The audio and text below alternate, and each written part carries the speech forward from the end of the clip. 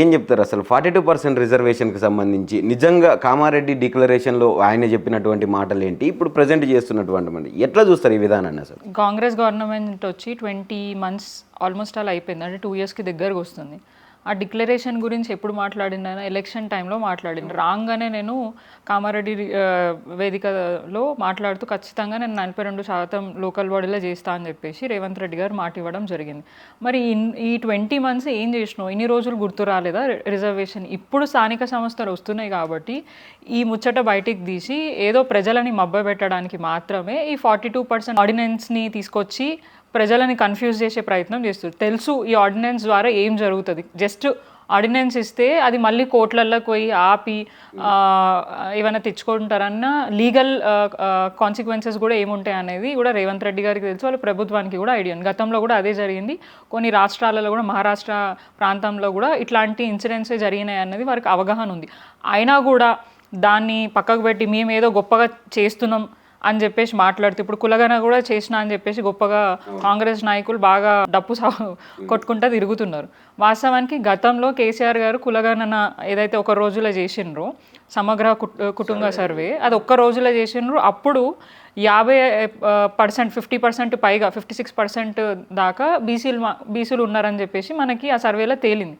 కానీ ఇప్పుడు ఆయన చేసిన కులగణన సర్వేలో 43-46%కి ఎందుకు బీసీలు ఉన్నారు? అసలు బీసీలు పెరగాలి కానీ ఎట్లా తగ్గినారు? వేరే కులాలు ఎట్లా పెరిగినారు? బీసీలు ఎట్లా తక్కువ అయినారు అనేది ప్రతి ఒక్కరి ప్రశ్న. అండ్ మోర్ ఓవర్ ఆయన చేసిన ఏది కూడా, ఆయన చెప్పిన ఏ మాట కూడా ఆ ప్రజలకి నమ్మకం లేదు. ఎలక్షన్ల టైంలో 420 హామీల గురించి మాట్లాడి ఇప్పుడు పవర్లోకి వచ్చిండు. దాని మీద ఎటువంటి డిస్కషన్ లేదు, దాని మీద ఎటువంటి ప్రోగ్రెస్ లేదు. అప్పుడు ఒక మాట చెప్పిండు, ఇప్పుడు ఒక తీరుగా కాంగ్రెస్ ప్రభుత్వం మనకి కనిపిస్తుంది ఎట్లా ప్రవర్తిస్తున్నారు ఏంటనేది. సో దీని మీద కూడా ప్రజలు నమ్మే పరిస్థితి లేదు. కాబట్టి చట్టబద్ధత తీసుకొచ్చిన తర్వాతే స్థానిక సంస్థలలో ఎలక్షన్లకు పోవాలని చెప్పి ప్రతి ఒక్కళ్ళ రిక్వెస్ట్, డిమాండ్. ఇప్పుడు నిన్న కూడా ధర్నా చౌక్లో పెట్టింది కూడా, ఇప్పుడు ఇచ్చిరు కదా, ఇచ్చినాక కూడా మీరు ఎందుకు ధర్నా చేస్తున్నారు, చేయాల్సిన అవసరం ఉంది, చేస్తా అన్నారు, దానికి ప్రాసెస్ అయితే నడుస్తుంది అని అన్నారు. కానీ నువ్వు పెట్టింది ఏంటి? కేవలం ఆర్డినెన్స్ మాత్రమే పెట్టినావు. దాంతో నీకు లీగల్ కాన్సిక్వెన్సెస్ అన్నీ తెలుసు. నువ్వు అట్లా కాకుండా చట్టబద్ధమైన 9th షెడ్యూల్లో పెట్టేసి దాన్ని ఆ ప్రకారం చేస్తే ఖచ్చితంగా రాజ్యాంగ సవరణ చేసిన తర్వాత ముందుకు పోతే అప్పుడు ఎటువంటి ఇది ఉండదు. మనకు తమిళనాడులో జరగలేదా? అట్లా చేస్తే బాగుంటుంది అనేది ప్రతి ఒక్కళ్ళ వాదన. మరి బీఆర్ఎస్ ఎందుకు 10 సంవత్సరాల్లో దీని మీద స్టాండ్ తీసుకోలేకపోయింది? ఖచ్చితంగా తీసుకున్నారు కేసీఆర్ గారు 2018లో. కావాలంటే మీకు ఒక వీడియో చూపిస్తా, కేసీఆర్ గారు మాట్లాడింది మీడియా ముఖంగా. వారు చెప్తూ మేము పంచాయతీ రాజ్లో 50% కాదు 69% వరకు మేము రిజర్వేషన్ కల్పిస్తూ దాని మీద సంతకం పెట్టి పంపించడం జరిగింది. దాన్ని కాంగ్రెస్ పార్టీ ఒక మహిళా నాయకురాలు కోర్టుకి వెళ్ళి అడ్డుకొని దాన్ని కాకుండా చేసే ప్రయత్నం చేశారు. కాబట్టి అది ఆగిపోయిందని చెప్పేసి ఒక ప్రెస్ మీట్లో 2018లో జరిగిన ప్రెస్ మీట్లో కేసీఆర్ గారు క్లియర్గా చెప్పడం జరిగింది. సో మనం చేయాలని ప్రయత్నం చేసినప్పుడు ఎప్పుడో కూడా చేయకుండా బీఆర్ఎస్ ప్రభుత్వం అడ్డుకోలేదు. చేయాలన్న ఇంటెన్షన్ ఉండే చేసే ప్రయత్నం కూడా వాళ్ళు చేసిండ్రు. ఆ ప్రయత్నంలో వీళ్ళు అడ్డుకున్నారు. ఎందుకంటే గతంలో అపోజిషన్లో ఉండే కాబట్టి నిరంతరం కోర్టులకు పోయి కేసులు పెట్టి అదంతా చేశారు. కాబట్టి ఇప్పుడు కూడా వాళ్ళు అదే ప్రయత్నం చేస్తారు. ఇప్పుడు ఎవరు కోర్టుల గురించి ఆలోచించలేదు. మొన్న పొన్నం ప్రభాకర్ గారు మాట్లాడుతూ ఏం చెప్పినారు, మేము చేస్తున్నాము కానీ ఎవరు కోర్టులలో పోకండి, కోర్టుకు పోయి ఇది చేయకండి అని. వారికి తెలుసు కదా అది కోర్టుకు పోతుంది ఖచ్చితంగా, దాంతో ఆయననే అన్నారు. ఇప్పుడు అది కాదు మేము చేస్తామన్న నమ్మకం వాళ్ళకు ఉన్నప్పుడు మరి దాన్ని ఒట్టి ఆర్డినెన్స్ తీసుకొస్తే లీగల్ ఇష్యూస్ అయితే అని తెలిసినాక కూడా మరి ఎవరికి ఐడియా ఇస్తున్నారు అనేది ప్రతి ఒక్కరి ప్రశ్న ఏంటంటే, కాంగ్రెస్ పార్టీ చేయాల్సింది చేస్తూ ఉన్నది.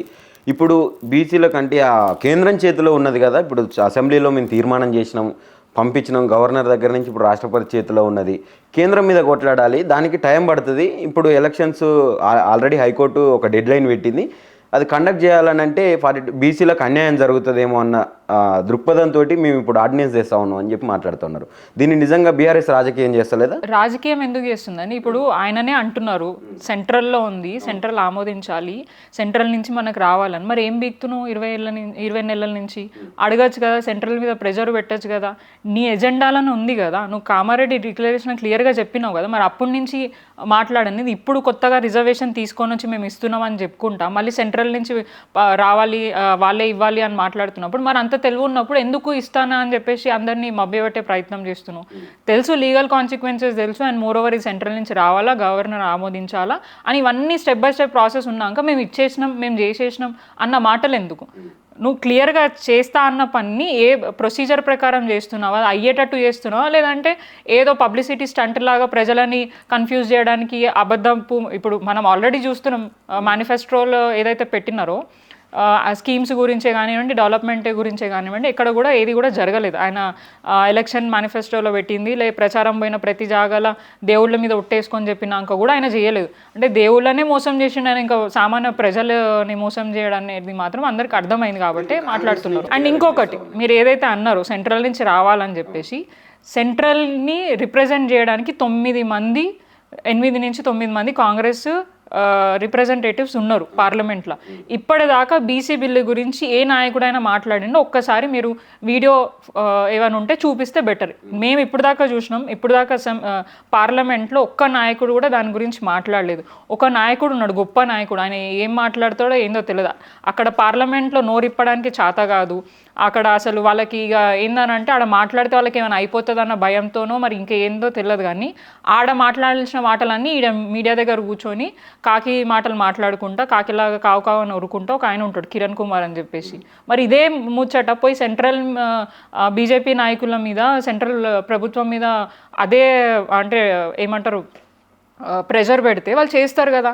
ఇక్కడికి వచ్చి కాకి కూతలు కూర్చునే బదులు పోయి పార్లమెంట్లో చట్టబద్ధత బీసీల గురించి మాట్లాడితే కనీసం ఏదో మీరు చేస్తున్నారన్న అనేదైనా కనిపిస్తుంది. కానీ మీరు ఎక్కడా మాట్లాడరు, దాని గురించి డిస్కషనే తీసుకురారు. అండ్ బీసీలకి పెద్దపీట వేస్తున్నాం, మేమేమో బీసీలను కాపాడుకుంటున్నాం, బీసీలే మాకు ముఖ్యమని చెప్పుకుంటారు. మరి వాళ్ళ అసెంబ్లీలో వాళ్ళ సీట్లు ఎంతమంది బీసీలకు ఇచ్చారు, వాళ్ళ క్యాబినెట్లో ఎంతమంది బీసీ నాయకులు ఉన్నారో ఒకసారి లిస్ట్ ఇవ్వమనండి. పీసీసీ పదవిని కట్టబెట్టారు కదండి బీసీలకి. పీసీసీ పదవి ఇస్తే సరిపోతుందా బీసీ నాయకులకి? ఎన్ని ఉండే గతంలో లోకల్ బాడీ నుంచి కింద వార్డు మెంబర్ స్థాయి నుంచి పైన ఉన్న మినిస్టర్ పోస్టుల దాకా చైర్మన్లు, మేయర్లు, డిప్యూటీ మేయర్లు, అవన్నీ చాలా ఎన్పిటిసిలు, చైర్మన్ పోస్టులు అవన్నీ కూడా బీసీ నాయకులకు ఇచ్చింది ఏ ప్రభుత్వం అన్నది? మనకి చట్టబద్ధమైన రిజర్వేషన్ లేకపోయినా బీసీలకి అన్ని విధాలుగా కేవలం రిజర్వేషనే కాకుండా కులపరమైన భవనాలు కట్టించి కులపరమైన వృత్తులని ఎంకరేజ్ చేస్తూ వారికి బడ్జెట్ ఎలొకేట్ చేస్తూ వారిని ఒక సముచిత స్థాయిలో ఉండాలని చెప్పేసి నిరంతరం కృషి చేసింది ఎవరైనా ఉన్నారంటే అది కేసీఆర్ గారు. ఇప్పుడు మీరు చూడండి 20 months నుంచి బీసీలకు ఏం చేసినండి? భవనాలు గతంలో ఇచ్చారు, దాన్ని ఏమైనా ప్రోగ్రెస్ అవుతున్నాయా? ఇచ్చిన నిధులు ఎక్కడ పోయినాయి? కన్స్ట్రక్షన్ ఎక్కడ దాకా వచ్చినాయి? ఇప్పుడు చాలామంది సోదరులకి, యాదవులకి కానీ, గొర్రెకుర్మలకు కానివ్వండి, లేదంటే ముదిరాజులకే కానివ్వండి, నేతన్నలకే కానివ్వండి, వాళ్ళకి బడ్జెట్ ఇవ్వాలా? ఎక్కడిచ్చిండు ఆ బడ్జెట్?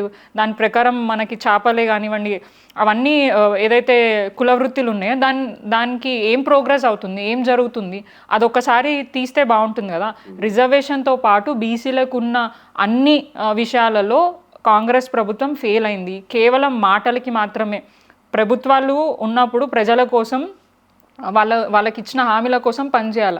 కానీ ఈ 18-19 months 20 months వాళ్ళు చేసేది అరాచకం ఏంటిదో మనకు క్లియర్గా మీడియా సాక్షిగా కనిపిస్తుంది. అది మనం చేసేది కాదు. ప్రోటోకాల్ ఇష్యూస్ అవుతున్నాయి. ఎప్పుడైనా 10 సంవత్సరాలు ఏమైనా ఇష్యూస్ అయినాయా? మీరు చూస్తూనే ఉన్నారు, ఎక్కడ కూడా ఎటువంటి ఇన్సిడెంట్స్ కాలేదు. కావాలంటే బీజేపీ నాయకులు కూడా ఉన్నారు ఎంపీ స్థానాలలో. మా కాన్స్టిట్యున్సీ గతంలో కూడా ఎమ్మెల్యే ఉన్న, కార్పొరేటర్లు మేమున్న, ఎంపీ కిషన్ అన్న ఉన్నారు. సో కార్యక్రమాలు ఏదైనా ప్రోటోకాల్ ఉన్నప్పుడు వారు కూడా వస్తారు, వారు కూడా పార్టిసిపేట్ చేస్తారు. ఎప్పుడు కూడా ఎట్లాంటి ఇన్సిడెంట్స్ కాదు. కానీ ఇప్పుడు చిన్న చిన్న వాటికి అసలు అక్కడ సంబంధం లేని వ్యక్తులు వచ్చి లొల్లిలు పెట్టుకోవడం, ఇబ్బంది పెట్టడం, అక్కడ ఎమ్మెల్యేలే కానీ కార్పొరేటర్లని కానీ అధికారిక కార్యక్రమాలు కాకుండా రౌడీజం చెలాయించడం మాత్రం ఇది కామన్ అయిపోయింది మొత్తం తెలంగాణ రాష్ట్రం. నిన్న మొన్న కూడా జరిగినట్టున్నది మీ దగ్గర. మా దగ్గర జరిగింది, మా ఒక్క దగ్గరే కాదు, మొత్తం తెలంగాణ రాష్ట్రం అంతటా కూడా అదే నడుస్తుంది. పోలీసులు మాత్రం ఏమంటారు, చప్పట్లు కొట్టడానికి ఆడియన్స్ ఎట్లుంటారో అట్లనే ఉన్నట్టుగా అనిపిస్తుంది మాకు.